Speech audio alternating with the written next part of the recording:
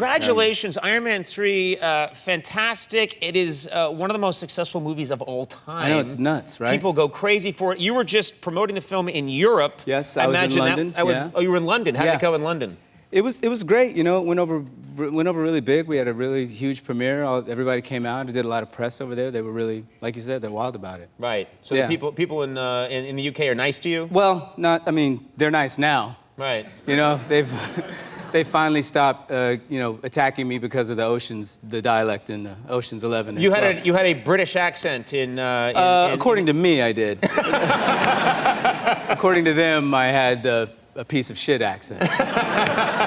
They really got mad. They get mad about that. You know, yeah, they got really mad about it. It was really upsetting. They said, "You remember Dick Van Dyke?" I was like, "Dick? Are we talking Mary Poppins? Really? It was that bad?" Dick Van Dyke and Mary Poppins. And I talked to Dick Van Dyke about this. He said, 50 years later, they're still mad at him because he was like, "Hello, governor, it's Mary Poppins."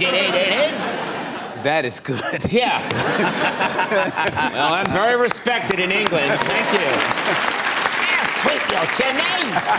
All will. Yeah. Well, I'm a real actor. Yeah. What are they upset about? I don't know.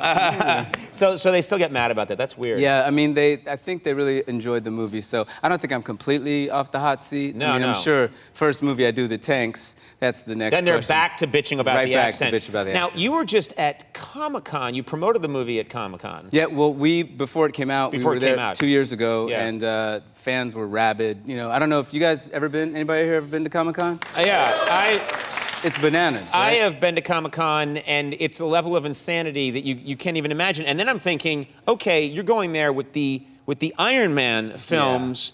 Yeah. Their eyeballs just must melt. Yeah, it's very intense. You know that you want to do well there. If you don't, you're going to hear about it. It feels kind of, it could be dangerous, by the way, you know. Dangerous? Well, the year we were there, a Harry Potter, I guess, got pissed off at somebody and put his, little wand through somebody's eye, and I actually heard about that. Yeah, it was an incident. In the incident. news, a Harry Potter fan who was dressed as Harry Potter stabbed someone with his wand because they got into a nerd argument. Yeah. It's like, gangster geeks, I guess it was.